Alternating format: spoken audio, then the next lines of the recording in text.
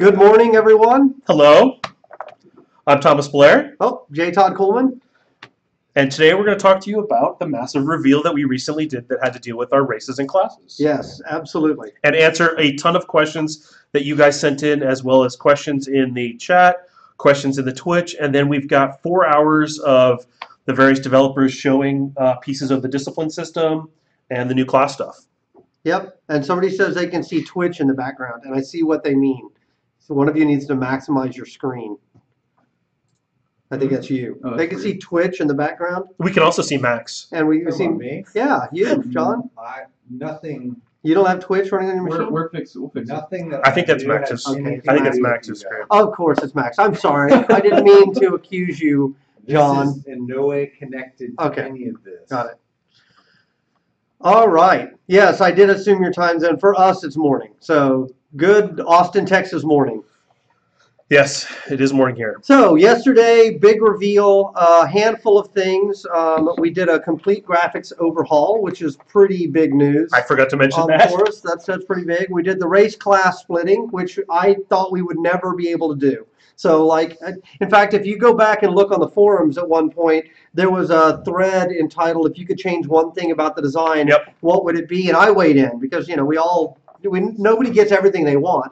Evidently I do, though, because I got it. But everybody put a post, and mine was, I wish we didn't just have archetypes. I wish we could do races and classes. And what I think is funny is the entire time of doing this project, Todd was always like, "Are you sure we have to do archetypes?" And he'd come back every so often like, "Did you guys figure it out how we can make this split work?" Yeah. And ultimately it always came down to it's 20 times the animations. It's just a lot more animations, and we've only got 2 animators. And we've got 2 guys doing it, and we still can't make the numbers work. Right. Unless you can give us more time, which is part of Todd's job. Well, more time equates to more money, really. I mean, at the end of the day, it's more man-months worth of work. That Yep. means you either spend more time doing it with the same people, which costs you more money, or you go get more people. And so after the Title III race, which was incredibly successful, and if any of you guys participated in that, I want to thank you for that. We then finished off our fundraising round that we kind of put on hold to do that, and that went better than expected. And so when that hit, I basically sat up all weekend sketching out all of the things that I thought it would take for us to make this change, and then walked in, as I do on especially 3-day weekends or when I go on vacation. He goes, "I have an idea." I I'm come like, in, "Oh, and Blair and Bill and Melissa are always like, "Oh, who's going to take the hit this time?" And this time it was everybody. Yeah. Everyone got to take the hit. Hooray! I think the timing on that also coincided with the discipline. Right, that was the other thing that was going The on. system was coming online, so Todd and I were able to sit down and go, well, what do we do with dodges? What do we do with retaliates? And all these racial things. And we're just like, well, we can just make racial disciplines. Right. And just fold Absolutely. up all of these powers up into the racial level. Yeah.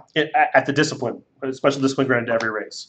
And it was like, that just answered the rest of the questions. It did, yeah. So the other thing that I think is really cool that came online with disciplines that we'll talk about a little bit, I think we'll have an update on it next week to go into it in detail, but it's passive. Is the right? passive system, yeah. So I was playing with some of these yesterday when I was in testing, and they're just really cool. Thank you. Was playing with Thank you. There was one that I had never heard of before that I saw in the game, which is kind of funny. But it was the Centaur Strength of the Legion, I think it was, which is basically if as a contingency spell on me, if I die, then all of my group members get a buff on my death. And I was like, that is not only a really cool idea, it's a really great idea for me because I have a tendency to charge into combat and die. So I'm now doing my team a service, like a final thank you as I leave the battlefield as a crow. So we have all of those things peppered through the disciplines. Yeah, so talk about passives real quick. So what are they Sure. and how do they work? So you have 3 or 4 types of powers, right? You've got your ultimates, you've got your left clicks, you've got your right clicks, you have your trait powers, and then you have these things called passives, and they just work all the time. Right. And Because they're passive. because they're passive. Hence the name. Hence the name. And you can only load out 3 of them right now. We're talking about a 4th. Right. And there's a lot of choice there. And I'm purposely giving you a ton of these things, so you have to make those choices. Yeah. Right? Do I want the bootstrapping harvesting ones? Do I want the weapon ones which bootstrap crappy weapons, right? If I don't have a good weapon, I can offset having a good weapon with this pack, but it Right. costs me a slot, which means I may not have the room to load out that really cool death power or whatever. So you load them out. There's a lot of fun ones. There's a lot of maybe not so fun ones. We'll work on those. I mean, this is our first whack. I mean, I think we put 300 powers into the game in this last update. It's something like we just built 8 archetypes and dumped it on everybody at once. Somebody said they're having trouble hearing our mic, by the way. So can you hear it? I Okay. hear it perfectly. Okay. We've got a nice microphone. No, sorry, it's not You wanna a. stick It's the not mic like. right in your It's, face? yeah, you want me to pull it down? I can prove it to you. So it's not Yeah. like I just have my phone sitting on the table. No, it's a boom mic. It's really nice. I'm gonna dip it into the shot. There you go. Hi, Mike. Thank you for picking up our I voices. think they believe you have a microphone. I don't know. I'm It's sure the internet. Nobody believes anybody on I'm not sure anything. that's what they're. And there it There is. it is. Look at that. Aw. He tells them. A lot of people are saying it's echoey. I don't know. You just think there's feedback? What? Someone No, said it's They echoey. say it's echoey. Well, talk softer and closer. Todd and I don't know how to talk Yeah, soft. that's not a thing. Careless We're both whispers loud into the talkers. So back to passives real Yeah. quick. So one of the keys here is you'll see kind of as a prevailing thread through all this is the idea of choice, right? Is the archetypes, the reason I didn't like them is that they go, while they're cheaper to get into the game, so it saved us production money and Yeah. cost and time. The downside of it is it took away elements of player choice. I mean, if I chose to be a knight and you chose to be a knight, we're inherently basically the same, Yep. right? So the idea behind disciplines, the idea behind races and classes, the idea behind giving you more passives than you have slots for, all of that goes back to choice. So that even if I am the same race, the same class, and I choose the same weapon specialization, the same 2 majors and the same 3 minors as you, just our loadout may cause us to be different, and Correct. that may cause us to play the game very different. Absolutely. So that's what we're going to. It all goes back to the idea of choice and variability. So, but Todd, I hear you say, how does that mean? How are you going to keep all of these different choices balanced? Okay, so this is the answer is we're not, right? Like, so there will be some combinations that are better, and there will be some combinations that suck. Our job is to make sure there's not a small number of combinations that are better than everything Sure. else, right? We want it to be nice and muddy so that there's so many damn combinations, it's impossible to find one great one or 3 great ones, because this one is great in this situation, but in these other situations, it's actually terrible. Sure. And there will be some that are just bad in all situations, right? Like that's the other thing. That is. I mean, if the only way to fix that would be to basically take choice away from you guys and put the game on rails so that you're protected, because God forbid anybody make a bad decision, Right. and feel the repercussions of that. Yeah, there's definitely lots of ways to go with that, and you've seen that in the last couple of years with all of the class systems. Is they protect the player, Right. so they can't make a bad choice. Right. In fact, it's been a design mantra for many years now to not let players make bad choices, because then they will invariably make them and have a bad time, and they might get hurt. Right. And we're actually embracing the opposite. Right, we are. We're- So one of the things that's going to come out of that, I just noticed a comment on here of XYZ discipline is overpowered. Yeah, we dumped 100 subclasses in the game with hundreds of powers in a single build. Some of them are going to be downright broken. Not even like overpowered broken, like I click this power button and it crashes my client kind of broken. So We haven't seen a lot of those, which I'm kind of... I know, I'm actually glad about that. But with hundreds of powers, you should expect dozens and dozens of bugs. Some of them being minor, some of them being severe, some of them being just descriptions that are wrong. It's not even that we just also dumped 300 powers in the game. We just changed the entire damage scale of the game. Right, that too. Oh, yeah, that's right. We had to divided go- all the numbers by 10. We had to go touch every single power in the game, every single piece of gear in the... Like, we had to touch everything. Yep, And that's true. Like the Poisoner one right now, I know March has a fix ready to go in the new branch. It was still set to the old value, so it was doing times 10 damage. And I thought there was going to be a couple of those. So far, we've only found 1. Yeah. So we changed that. We changed cooldowns. We changed resources. I mean, we touched everything. All right, I'm going to comment on another comment, which is if there are really bad combos, there must be really good ones that everyone will eventually find and make the standard. So my counterpoint to this is to go play Shadowbane. So were there combos that were in Shadowbane that were really good? Yeah, of course. There were combos that were great. Was there one combo that was the best that everybody played? Absolutely not. No, there wasn't. There were dozens that were really, really good and dozens that were really, really, really bad. So it's a different philosophy to balancing the game, and go talk to the old Shadowbane players about it, and you'll get an earful, believe me, because they've seen it in action. And I think, again, it's because games recently, in the last 5-10 years, have not let you make bad choices. Right. So people aren't used to all of the freedom, Yeah. and it just doesn't boil down to one. If I give you a game on rails, there's probably going to be one optimal build for that, Right, and absolutely. everybody takes it, Yeah. because your choices is about that big. We've just opened the field up to whatever, Yeah. essentially. Yes. In fact, we made a pass on Sunday to open up things like Runecaster to all of the melee classes. They were originally a lot more limited, and we just made a pass. Pretty much everything is open to everybody unless mechanically they don't have rage, right? That would be a reason, or you don't have stealth. Right. Those are pretty much the two limiters right now. And then in the weapon ones, if you don't have the animations. Yeah. So those are the big limiters. And even that, our goal over time is to add more and more animations Correct. to open those things up, right?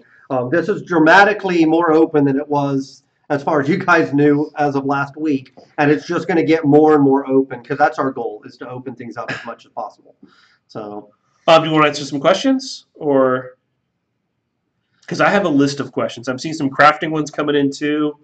If you can change discs, then you don't have consequences. Okay, so I've seen this a couple times on the forums already, which is the idea that people are going to be changing disciplines on the fly. right, all the time. All the time. And that is not a thing. Absolutely not a thing. Just because of the resource cost to build them. Right. Right now they cost 1 ore in game because it's testing. Right. We need you to test every one of these and find all the bugs before, obviously, as we move towards live. Yep. They require you to find a thrall in the world of that specific type. Right. Right? Finding these things is going to be challenging. Some of them are going to be more rare than others. Right. Yep. And if you find, let's say Bard is the hot one, right? Of the week. Right? It's the hot one. There isn't a lot of Bard thralls in the world. You're not going to be swapped, because you actually consume these things when you equip them. Yeah, once they're equipped, you can replace them with something else, but the first one is burned. It's gone. Right? It's gone. So, I mean, it's not just a loadout situation. Correct. Where I'm changing powers. Now, you can change powers and passives. And right now, there's no cooldown. That There will will be. change as well. There will be a cooldown on it as well, because we don't want people basically changing out their passives in real time, using hotkeys. Yes. So. Yes. Yeah, somebody just said Bards are hot. Yeah, they are, in fact. They're a lot of fun right now. The particles are coming online. They're looking good. It used the new toggle buff system that we built. I spent a lot of weekends working on that one. I'm really happy with where it came out. So somebody just asked the question, who's that guy in the upper left who's not talking? That is Max, That's the Max. worst person in the universe. That's our Did you say associate worst? producer. Worst. Worst. In the universe. The universe is a big place. So in the history of Earth. You want to change to the background He should picture, not be Max? up there when he's not. It's been 15 I agree. minutes. That's true. Let's see if you can change the background picture. What do you want to change it to? Oh, whatever. Something new. Dog it. So back to that. So yes, it is an out of combat preparatory thing when you're forming your group. Kind of, hey Todd, we need a support slot that's running these disciplines. Yeah. Some of these disciplines, right? And be like, okay, I've got this kind of guy, right? It's not, hey, there's another group. Quick, let's all swap out our builds to counter So them. there's a couple other questions. One was, can I loot your disciplines when I kill you? No. No. You don't lose your disciplines when you die. Oh god. Oh, really? You had to pull that up? So, what was there was another question. Oh, somebody asked, how long does it take to create disciplines in terms of production time? So that's an interesting question, actually. So let's start with the miners, right? So let's say I wanted to create a new miner discipline that, I don't know, did something, right? It's Rainmaster. It actually allows me to summon storm clouds. Okay. So I come to you and I'm like, hey, I really want some kind of weather mastery discipline in, but I don't want it to be a major. I want it to be a minor. So it's just going to give you a passive. Sure. So how long would that take you to make? That particular one, Yeah. I don't have the tech, but it would probably take me like 10 minutes. Okay. That one's an easy one. Yeah. So let's talk about a harder one. Spirit Whip. Okay. Spirit Whip was probably, it took me 10 or 12 hours to make that one. Okay. And that was because I had to go into every single one of the archetypes or classes now, basic attacks, and add a chain for the attack actually chaining to multiple targets. Okay, that's pretty cool. So explain what that one does. So basically all your basic attacks will now jump to up to 2 additional targets. And each time it jumps, it does, the first jump it does 50% less damage, and the third jump is 25%. So it's chain lightning effect. Basically on your basic attacks. Yep. And I love the idea of it. I'm like, man, this one is going to be a huge data one, but I'm willing to do it. And it took me about 10 or 12 hours at home, which is probably worth 2 to 3x the time working in the office because I'm uninterrupted at home. Yes, my day is a lot of hey Blairs, which kind of pop me up from work to keep the team moving forward on whatever other issues that we have. He actually restricts the number of hey Blairs that we get per day. Yes, so when somebody comes by and says, like, it's always hey Blair, I'm like, all right, you're using your hey Blair for the day.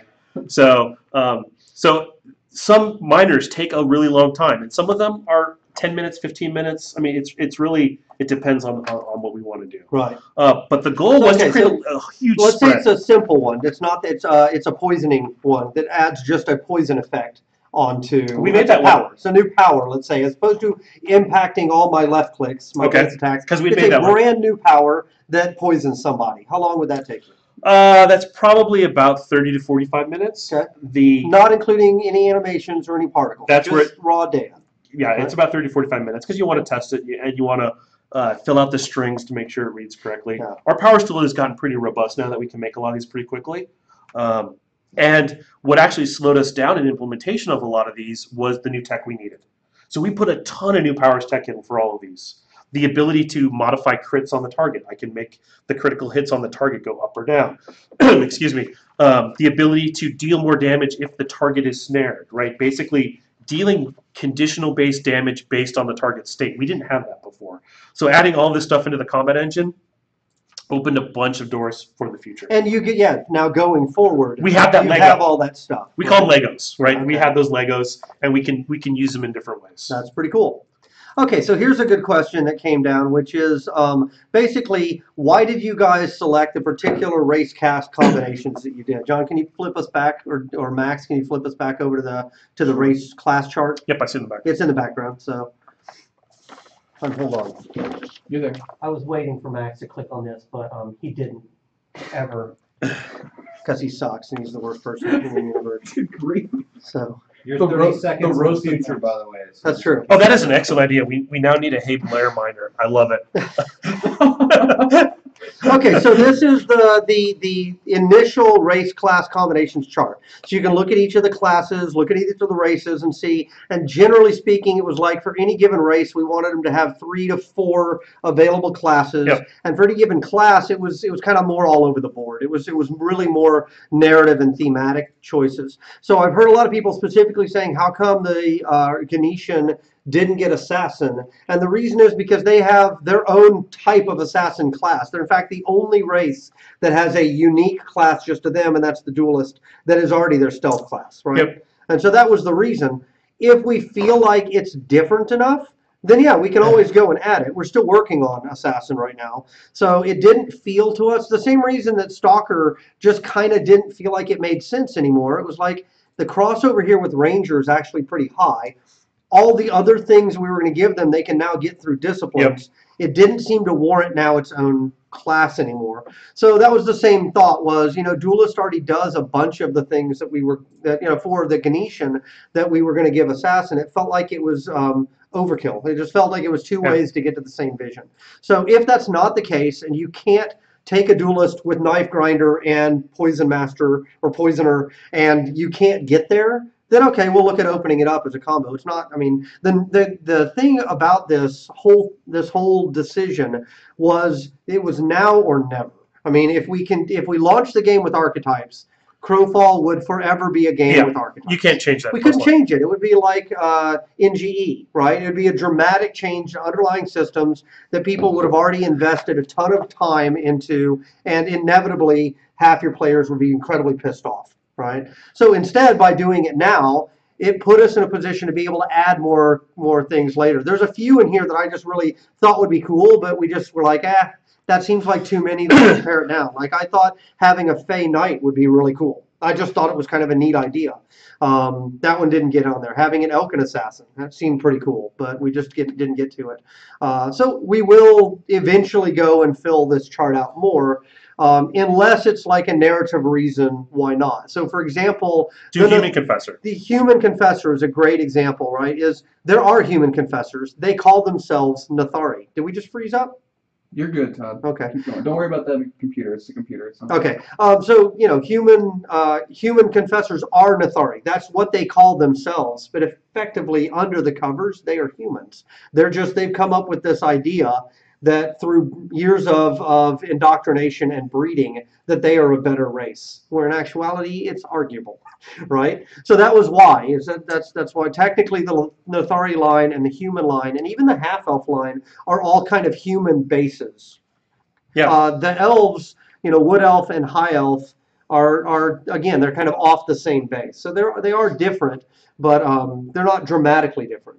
So anyway, there's a quick answer. And I would think from what we're going to do with the attributes on the racials, the humans would probably, they're going to end up with more strength and more spirit than intelligence. Yeah, so we went through, we did put up the initial attributes, but I do want to caution you guys that is highly subject to change. What's going to happen, we put in right now, for example, every race class combo has exactly the same number of weapon specializations, majors, and minors. We may very well change that. We may decide that, wood elves, because they get this kind of cool blink teleport right-click power that they can put as a dodge, humans don't get that. All right, well, let's give humans an extra minor as a result, or something like that. There's a whole bunch of balancing that we will do later. Yep. But for right now, to get them in quickly, it was like, all right, let's just put all the disciplines in, make it cost 1 ore to make them, stick them on if anybody that we think it might be reasonable and it's not too expensive from an animation standpoint. And then once we get them in and working, we'll know what we've got on our hands, and then we can add some. Some of them will get yanked,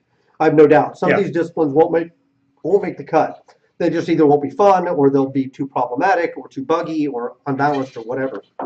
So you guys, by now, if you've been with us long enough, you can kind of intuit our method of development, which is to get things in, get them up and running, get the scaffolding there, and then once you have an idea what you have, you start to build it and build on that foundation, or pull it down if it's not working. Yeah. It's a very iterative approach to development. So. Let's answer some of the questions that Okay. were on I was the going to say, forums. are you reading through them, or do you want me to pick No, them out? I'll pick some of these up. Sure. Will the basic power kit for each archetype currently has be transferred over to its corresponding class with the new system? Yes. Yes. So all the druid powers will go to the druid, for example. Right. However, there are certain of those powers that will go to the wood elf. For example, the right-click Misty Step, as Todd likes to call it. Well, it seems like a D&D Misty Step, or Blink. Dissipate, Blink I think, power. is what, basically, that becomes the wood elf racial dodge power. Right. Right? So certain things will migrate over to the race, and certain things will go to the class. The Legionnaire's Rear Kick is a great one, right? That doesn't make any sense to give to the other clerics, now that one's changed over to cleric. So that'll definitely be a racial power that will be on centaurs, and they'll just get the benefit of that. Same with their speed bonus, the movement bonus. That's a racial thing. It's a racial thing. So a certain chunk of the current archetype goes to race, and a certain chunk goes to the class. Was that so? Not all druids get teleport. You are correct, Leilani. If you are a wood elf druid, you will get teleport. If you are not, you will. If you are, who else can be a druid on this chart? The Fae does not get a teleport. But she will get wings. But she gets wings. Get wings. They get that really short dash, real short, quick dash. So that will factor into your decision on how you want to build your character. What's more important to you, wings or a right-click blink? Yeah. So the question just came up, does each race have a pro and a con? And it's not really about the cons right now, right? It's a question of they all have different pros, and my not having wings could be looked at as a con, but it's really a question of what race package do I like better. They'll also have passives, they'll have slightly different attributes, slightly different skill bonuses. So the short answer is it's messy. But that's also a min-maxer's dream. I mean, that's what's fun about a lot of these systems, exploring and finding unique combinations and unique synergies that other people just haven't stumbled once we actually start deciding who gets what. So, for example, all of the harvesting passives I just put in. Hmm. It may not be that everybody gets all 3, Right. That's right? true. It may just be the Stoneborn gets the mining and the quarrying one, Yeah. right? So again, we will start divvying these up between the races where they seem appropriate. No, our goal in that is to make sure that we don't ever make it too obvious. Like, oh, well, if I want to be a harvester, then I have to be a Stoneborn. So we don't want to make any of them overloaded too much in one area that it becomes the only obvious choice. We want it to be hard choices all the time. Like at every turn, I feel like, crap, I really want A, B, and C, and I have to give up something. I can't have everything. Yep. You know, that's where it becomes fun. Okay, can you give us any details on the cleric class because of the Legionnaire has been changed because it's no longer a rated centaur?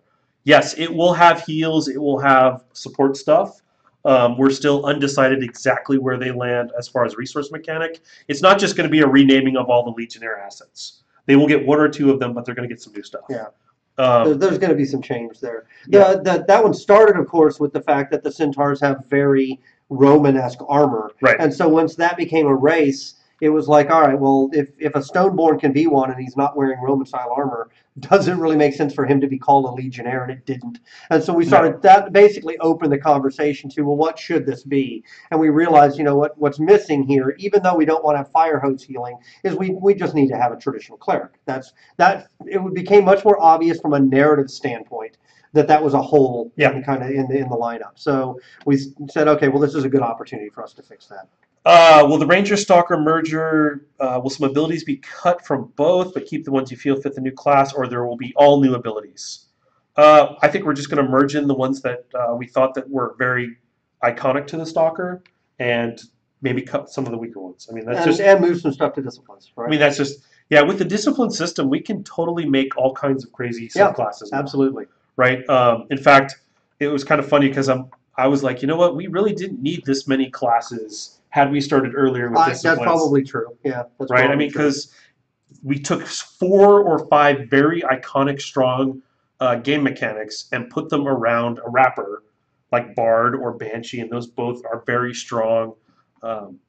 Dryad, Pixie, same thing. I mean, they all feel very iconic. They could be. They could have been classes, right? on their I own. mean, yeah. I mean, if you'd given them another 3 or 4 less strong powers, they would have fit one of the archetypes. So we could have gone with less had we started here. And so some of these majors, I think, will end up having not a giant, but a noticeable, significant game system to back up them specifically. Bentley, for example, is working on The map scouting system, yeah. right now, and the scouting system is an interesting game into itself. So you enter a campaign world, and you basically are surrounded by fog of war, right? So you come in and you open your map, their world map, and you're going to have basically one cell. Anything you've explored, which is nothing, it's going to be one cell with a temple in the middle of it, right? So as you move around the world, just like Civilization or any of those kind of games, it's going to be opening up that fog of war. Yep. What scouting does is it allows you to take a blank map object that you craft, and you can effectively hit a power to scroll on that map the surrounding area. And what it does is it takes a snapshot of anything that's in the area. So if Blair's dropped a house in this area, which of course you can't do on some of the campaign worlds, but we hope Right. we'll be able to do on others. If Blair's dropped a house there, it'll scroll that house on the map. If I then take that map and give it to Max, in spite of the fact that he's the worst person in the world, I give it to Max. In the history of the world. In the history of the world, and I let Max use it. Max, even though he hasn't been to that grid square, can now open up that part of the fog of war. Yep. So, and it'll show Blair's house. If Gibson later comes and wipes that house off the face of the planet, that doesn't update your map or his. So it actually isn't just a one-time scouting thing. You're going to want to send scouts out on a continual basis to basically refresh everyone's maps. We've even talked about having like a particular type of crafting station where you can check those maps in, and then other people in your guild can come and scroll the information off of it to kind of download it. So that's all of that is basically a system to support scouting as a concept. So that if I want to go into a campaign and just be a scout, and I'm a great scout, and that's what I'm going to do.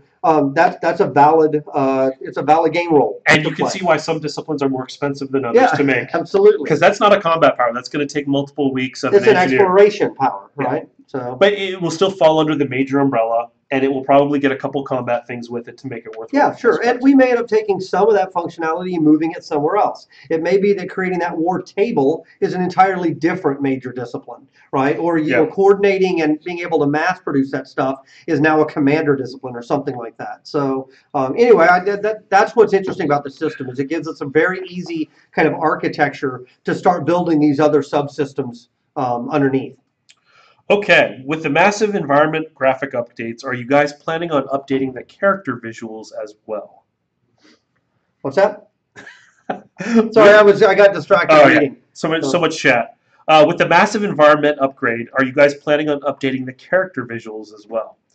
I know there is a new shader coming online. Yeah, there is a shader coming on. So this was our first cut at getting the new lighting system in. Yep. So the lighting system is in now. Even the next build that comes out, it looks dramatically better because we've now gone through and started to adjust those settings. We have more terrain shader work coming. We have weather effects coming. We have day-night cycle coming.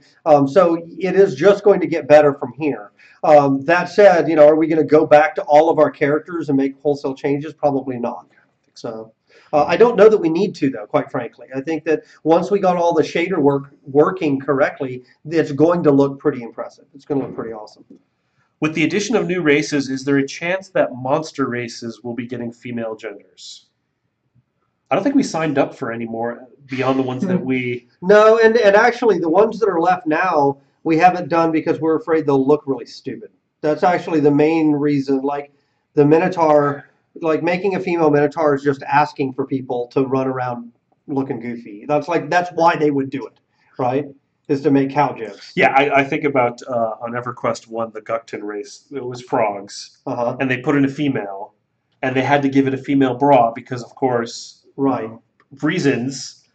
Does a female frog have boobs? I mean, what's yeah, it's just I don't know. So it's pure. I mean, at this point now, gender is purely cosmetic. It has no in-game effect. It's purely cosmetic. So the ones that we aren't doing now, we're only not doing because we think the cosmetics would be kind of goofy.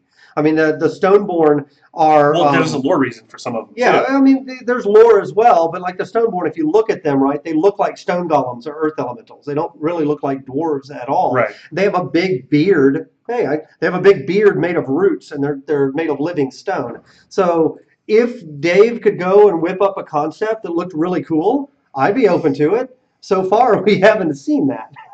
So anyway, yeah, we'll see. Though if we did do one, I think a Ganesha would probably be next. Well, you don't think that'd be ridiculous? The female Ganesha? Of the ones we've got, that's the one that would be most likely to be next. Like, well, Centaur's a great example. When we started in Kickstarter, we didn't have a female Centaur. And Dave whipped up a concept that looked amazing, and we're like, all right, no problem, make this a reward. So we made it a stretch goal, right? So we're not totally opposed to it. I just don't want to do it if it's going to be stupid looking. That is a good reason. Will the Sun Elf and Moon Elf vessels be crafted separately, or are they a cosmetic distinction made after crafting the High Elf vessel? Right now, it's one recipe. Yeah, it's High Elf is High Elf. Yeah. Sun and Moon are just different families, the noble houses within. So it will probably unlock different skin and hair options, but that's it. They're otherwise identical. Yeah, when you look at or when you click the race you want to be, it will look for the elf vessel and not a specific Sun Elf or Moon Elf vessel. So just for clarity for the viewers, the questions that Blair is reading right now are taken from the forums, but we do want to get some questions from the Twitch chat as well. Any ones that are... Yeah, every now and then we see one that pops up. There was one asking about our VR support. On my list of priorities, VR is at the bottom. I mean, eventually, yeah, we'll do it because we said we would, and we'll get to it. When we did that, it was kind of in the early, everybody was punch drunk on the idea of VR and how it was going to be amazing and stuff like that. Having played with it now, I don't think it's as simple as just turn on the glasses and it'll be great. Having played a number of apps now, I think it's going to be a lot more experimentation. Yeah. And I don't right now our priority needs to be on making this game as great as possible. So eventually I still want us to get to it, but I'm not spending any time or effort thinking about it right now just because it doesn't make sense. We got bigger fish to fry. Are the armor weapon appearances based on race or class now or something else? It's based on race. It's actually cultural, right? The armors are now cultural. Yes. The weapons, however, are kind of a la carte. Yep, depending on, it's a combo, right? It will be part of the crafting recipe at the very end, that design screen, what appearance you want it to make. We haven't really built that yet, so that's still kind of, it's not a thing yet. It's not. Nope. Right. So we'll know more once we actually start building that thing. How does the change from archetypes to racing class combos affect promotion classes? Good question. Yeah, that's another one that I've kind of been, I personally have thought, let's wait on it until I have a basic problem with getting too far out there in terms of design. I like to have a general idea and you kind of rough out, okay, here's where we're going. But I don't like to get into the details of designs when you're way back here working on this. Doing detailed design work way out here in the future, you're basically just wasting your time. Because inevitably, assumptions that you made here are going to turn out to be wrong. Things that you didn't think were possible, like race class, for example, turn out to be possible. Things that you thought would be easy are going to turn out to be impossible. So the further and further out on the limb you are in terms of the design, the more you are risking that design just not being relevant, just not making any sense. The context matters too much. So I tend to like to have a good idea of where we're going, pencil it out, and then as you're building it, you kind of look at, okay, well, what are we doing right now? How did that turn out? What assumptions were correct? What were not? And how does that adjust the next layer out? And then you just kind of let it go further. So all of that is a build-up to saying, I don't really know on the promotions. We roughed it out. We have some ideas. We just made a fundamental change, both with the race class switch and with racial disciplines and with passives and with disciplines. I'd kind of like to now see how all those assumptions turn out. And then we'll go back and take a look and say, okay, now what's the ripple effect of this on promotions? Are they necessary? Are they cool? Should they just be discipline runestones? Right. What does that mean now in terms of how it feels and in terms of the overall character progression? So I'm just not spending a lot of time thinking about it because I know that would be wasted effort, quite frankly. Yep. How has these changes affected the development schedule? Well, the development schedule was already pushed out, right? Yeah. So once it became apparent to us last year that we weren't going to hit our original Kickstarter date, we basically came back and said, guys, we're not going to give you dates now. We're going for quality. That's the important thing. That eventually we think will determine whether we're successful or not. So thank you for being patient with us. We're just going to get to work. This particular amount of work we've managed to thread back in by getting additional resource in. But that said, there's always an impact for everything. My promise to you guys was that we would make this game for you and that we would make it great. And that has to be my guiding stone, right? At the end of the day, if I'm ever in a situation where it's a choice between get it out now or make it great, I will always choose make it great. And I understand that some people disagree with that or they don't like it, but ultimately you guys are going to judge us as a team based on how great the game is, not when it comes out, unless it's out by like 4 years or something like that. But we're not talking about that. I mean, we've been in this now for what, 2 years? 2 years and a couple months? 2 years and a couple months was actually started building. So if you look at where we are now compared to our Kickstarter, we've actually done a shocking amount of work with a small team in a small time. If you check in every week, it's hard to see that. Right. Because things seem to go so slow. But if you look at it like on an every quarter or every 6-month basis, it's actually moving forward leaps and bounds. And the really important thing is that it's moving forward. What you're seeing from us is constant progress, constant momentum. And the thing that they don't see is all of the little things we do to make things better. Right. For example, we just spent 2 weeks of an engineer's time to make the trees more performant. Right. Yeah, absolutely. Right. I mean, it took Steve offline for 2 weeks, and he went in, and trees are now client-side until you activate it, and then it activates on the server, and the object gets charged to us. Before, you were getting charged for all the objects, and you will never know about that except for the fact that you're telling them. Except I told them. And that doesn't mean they're client-side trees. It means they're now light objects. Previous to this, a tree was about as heavy on our server as a player, if you can believe that. So now we just went back. It was an optimization. When he first got it in, there was a little blip. Like you could see that moment when you first start harvesting it, where it flipped from being a light object to a heavy object. Now you don't even see that. So literally now, you unless there's a bug, you can't really tell a difference. And that took us a very senior engineer offline for a couple weeks. Right, and that you have to do hundreds of changes like that. Thousands of things like that. And that's the problem is there's all these little things that you don't know about that end up eating a lot of the time. I mean, we could just make powers all day, but that's not actually going to get us running performance. Right. We need a lot of the standard server stuff. Anyways, how do you expect players to jump in the game now with so many complex systems? I've followed the game for 2+ years, and now I'm pretty lost.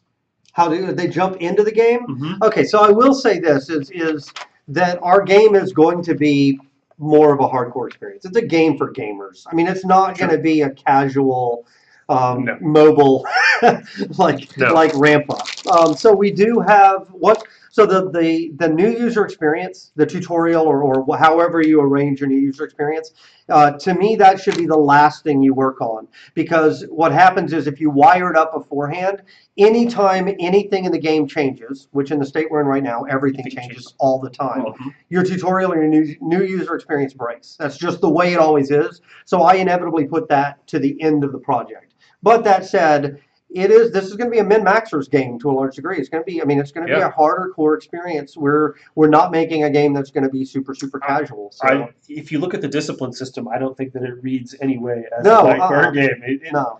You're going to have to make a lot of hard choices. Right. And now there's 35 different major disciplines. But you also, I mean, guys, this is another philosophical thing, is we have no, belief or even goal to go out and sell a couple million units at the beginning of at our launch. That's not even something that we talk about. Our goal all along has been, we want to build a game for a particular type of player that has been wanting this kind of game really since Shadowbane days. We're going to make it great for them, and we hope that if we do that, they will stick with us for a decade. That's our win condition as a company. Always has been. Yeah. So, get 5 million players. I don't even want that. I don't want 1 million people showing up and then in the 1 month later, 800,000 of them are gone. I'd rather get to the same number, 200,000, but do it slowly over 1 year, right? It's just organically growing and building. That's a better model for us. And generally, I've been using kind of Gordon as the thermometer for the new stuff to see if he can understand it. But I couldn't get him to block for almost a year. I mean, so if Gordon can understand it, we've kind of we're at least in the ballpark. I can do. Let's see. We've been about. So somebody said is a game only a min-max game. That's not what was built. No, I mean, I'm not saying that the game is only going to be for min-maxers, but I'm going to say that the game is going to not be super casual. I think that there's a balancing point in there. So and that the game will have depth there for the min-maxers who want it. So I'm not saying that if you get into the game and you're not the type of player who uses Excel to plot out everything, you're going to hate it. I mean, we do want a nice spread. I just don't want to try and sell the game as, hey, this is going to be super casual. It's not. It's not the game that we're building. It also requires friends. Yeah, I think so. I mean, I think that there will be a role for solo play style, but effectively it is a connected experience. If not friends, then connections to other players, right? I need people that are supplying me with resources so that I can craft. I need to sell my crafted goods to other players. I think it goes back to some of the things we said early on, which is no one is an island unto themselves. Right. That's just not the kind of game that we're making, and that is what you've seen in MMOs over the course of the last, really since WoW, is a move towards more and more siloed experiences. Yes, everyone has every trade skill. Everyone has every harvesting profession. Remove any time when I need other people or I need to interact with other people. That's been the general trend. And we are throwing the pendulum back in the other direction. Yep, I go to the auction house. I don't need to go looking for vendors and shops and things like that, right? I mean, so, again, that is what we're building, and that's what we're walking into. That's what we're trying to build. Okay, so here's a question real quick. Any info on how our players can obtain land parcels, houses, and the to-be-implemented crafting stations? So yes, the build that we snap tested last night actually had parcel building recipes and architecture, house building. Just houses or other buildings too? I think it was just the 3 houses. Okay, but yeah, so we've started to put those recipes in. So some players for their EKs will decide to get them as part of a package or whatever, but you don't have to do that now. You can go into the game and you can build them directly with recipes. Yep, and somebody brings up the multi-boxing issue there, and somebody else responds with, playing 2 characters in this game is pretty much impossible from a gameplay standpoint. We don't have follow. You can't follow. Combat requires you to aim. Right. It's not as simple as tab targeting, assisting the leader, and all lighting up a character. Yeah. Now, if I did want a multi-box with one character back in my home crafting while I've got another character that I'm actually playing out in the world, we can't stop that. I mean, that's so we don't spend a lot of time trying to engineer around it because we can't stop it. I mean, literally, that's just nothing we can do about it. So, okay, I guess it'll happen. It happens in every other game. We can't do. We aren't going to be able to solve problems that other games with 100 times our budget weren't able to solve. Sure. So, hey, Ziz is in there and brings up a point. No one's an island, but a lot of people play solo. Don't have guilds supplying them, so the game systems need to support that. Yep. Yep. I agree with that. We agree with that. I mean, you're part of the supply chain, right? The idea isn't that you're not part of something. The idea is that you aren't the entire chain. Right. Right. The idea is that you're a piece of the chain, and you have to bump heads with other people, interact. Well, we're building a world, right? That's it. We're not building a single player game. We're building a world, and we want you to interact with the world, and that world is filled with other players. And that doesn't have to be.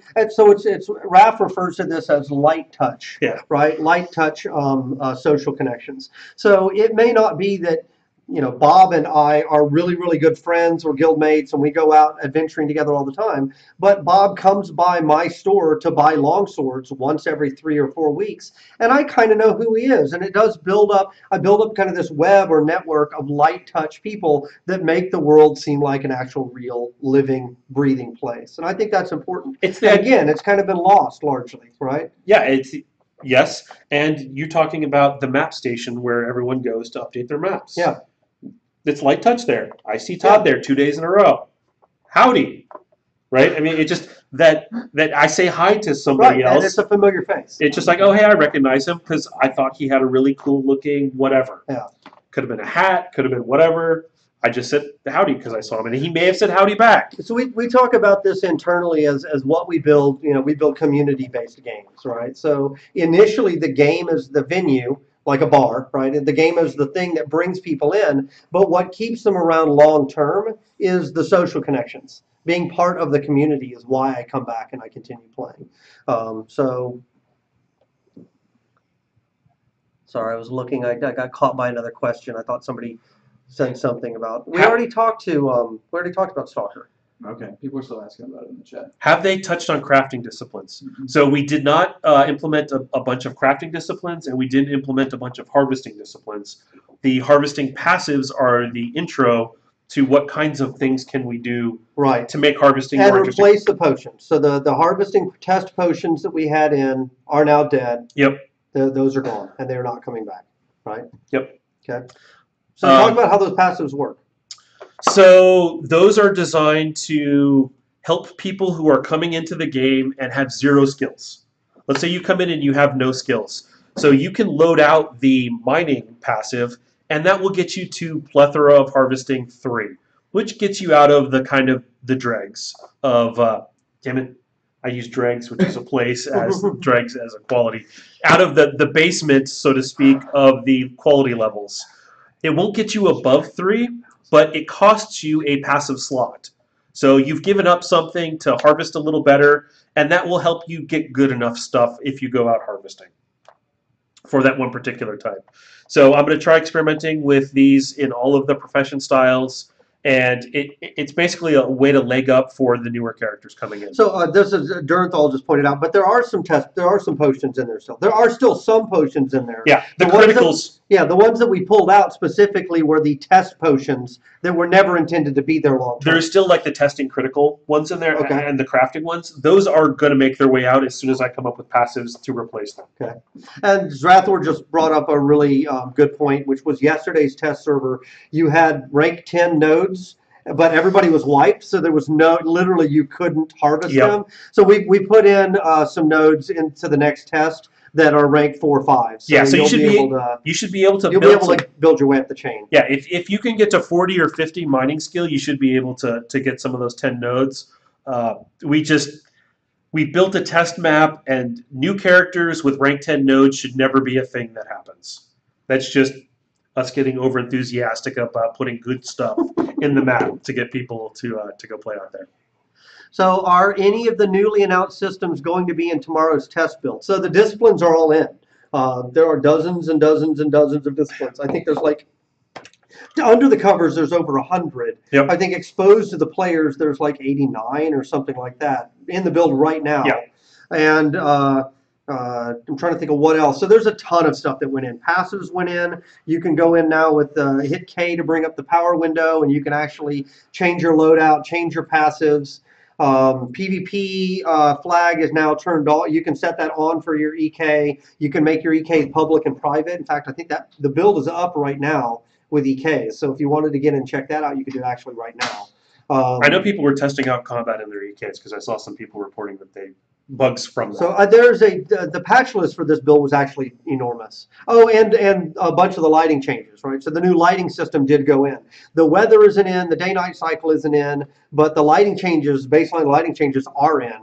So you'll be able to log in and see that, and it looks significantly better. There's a bug which makes it very difficult to test the new contact. Are you aware of it? I don't know what that means. Test all the new contact. I don't know what that means either.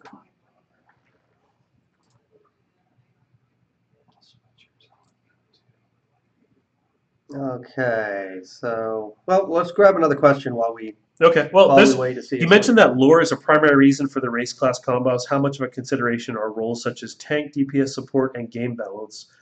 Will you be constantly balancing to account for an emerging game meta? That last part, obviously, right? However, there's enough variables now that the meta is just going to shift nonstop no matter what we do. Right. Right? I mean, there's just so many things. People will start building anti-confessor builds, and confessors will find their way out. People will start building whatever the new thing is. There's so many angles. It's not just as simple as AB or rock paper scissors. Is a better way to look at that. Okay, so do we have an idea when you'll get improved discipline permanence, i.e. not lose them on death? So there were 2 bugs yesterday. Yep. One was I could put a discipline on my guy, load out some powers, replace that discipline, and keep the old powers. Yep. That obviously was a showstopper, and we fixed that already. Yep. What about the losing them on death? That was fixed as well. Fixed as well. So yes, I have an idea when that's going to be fixed. It's already fixed. Already fixed the next build. Next build. So Um, so let's see.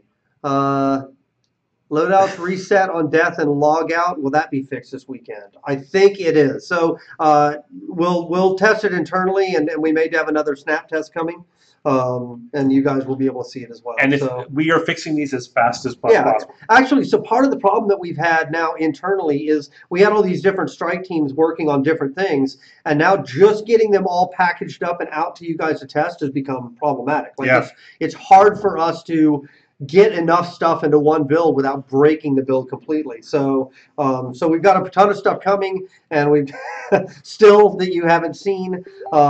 It's a pretty exciting time. A lot of the seeds that we planted at the end of last year, or even last fall, are just now starting to really sprout. Yeah. It looks like Greg's starting to assemble for the next one. And when are you going to fix trees? As a player who has no skill in harvesting, I'm able to take down rank 10 trees without a good quality axe. That is a bug. And I've been trying to track down what is causing that. I will nail it at one of these points. And we are going to jump into the next thing. Gibson is making the kill symbol at us. So any other? I guess before we jump out, we should just say thank you, everybody, Yeah. for tuning in. It's really cool of you to continue to show interest in Crowfall. And for those of you who have been with us this whole time, we can't thank you enough. We should have another build coming up shortly. I don't know if it'll be today. We'll see how the build looks this morning and consider snap testing it again before the weekend. The rest of today is going to be about disciplines and more race class stuff. And an environment showcase, too. And we're doing an environment showcase as well. Greg is coming on deck next to show you a discipline effect. And then I believe I'm up afterwards with Billy. We're going to make some icons for the things. After that, Halish and I are doing a discipline overview. We're going to walk through some of the fun ones, show you how they were built. I'll answer this question about how barred twisting works. I saw somebody was doing it out there last night, which is really cool. You guys are already figuring the stuff out. And then we've got O'Neill with environments. At 3, yep. At 3, what's 4? Dog It and Cook with the animation showcase. Oh, we get to see some animations as well this afternoon. And then Todd and I will wrap it up at 5. Yep. And thank you again for coming out. I hope you enjoy the stuff you see today. The team has worked incredibly hard over the last couple of months. It was kind of funny. About 3 months ago, Gordon was yelling at me about why the hell we were building disciplines. And I'm like, you know how long this is going to take to build all this content? And we landed the ship right on schedule. And had we not started 3 months ago, we wouldn't be done. There was a ton of work put into this by a lot of the engineers to improve the combat system. Graphics looks great. I can't wait for you guys all to play it. So let them know we're going to do a quick reset and calibrate and get Greg set up, and then we'll be back up. Okay, we're going to reset for Greg. Hopefully the thing says coming up next instead of offline. I hope they fix it'll that. just be an image of Dogget, probably. Yeah, an image of Dogget. All right, and we'll see you guys in a couple of minutes. Thanks for coming out. Are you cutting the feed? Yeah, we'll All right. just hang out Okay. until Greg's ready. Well, He's got Does he actually need us to come yeah, around here? we need to get out of the way. All right, we can get out of the way. Actually, here, read some questions out, Blair. They don't need to see our smiling faces. We can keep them entertained while. Okay. What else you got? Will we be able to stack disciplines? For example, to finish him minor disciplines. The answer to that is no, you will not be able to stack disciplines of the same type that are power related. If a discipline has stats, however, the stats do stack. So if you're getting plus 10 range increase from multiple disciplines, those will stack. However, if it relies on a passive, we do not give you the second or third passive for loading it out. I remember you earlier mentioned the werewolf discipline. Are were creatures still a plan for disciplines? Todd? I want to have transformed polymorph disciplines. I always thought that was one of the things in Shadowbane that was really cool. So those are a little bit heavier in terms of cost because we actually have to build out that creature and then give it enough powers to make it worthwhile, whether it's intended to give you better movement or be combat form or whatever. But yes, I do want to have polymorph disciplines. I think they're pretty cool. I do as well. I'm a big fan of the form changes. They're a lot of fun. If you do them right, there are ways to not do them right, and I've seen that before. Sorry, Greg. That's all good. How many combat disciplines are left to develop so the development on exploration and crafting disciplines can start?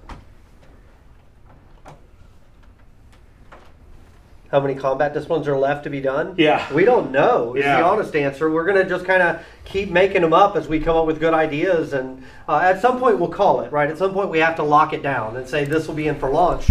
But then after that, we'll go back and add more. And I think the other thing to keep in mind is that this opens up the ability for us to add more race and classes, more races and classes after launch as well. So Well, it's I- an I- MMO. As long as you guys keep playing and we can stay in business, we'll keep adding to it forever. Yeah, and I think like specific examples to that is there's a piece of tech I wanted, which was totem tech, the ability to drop an object, and it does a little pulsing power thing that could go for a shaman, Right. major discipline, or Similar to the archer stakes. yes, that similar to the the Ranger archers, has? except players can destroy them. Oh, okay. Right, that makes it more balanced. So as we think of these fun things that fit a very thematic package, we will keep implementing them.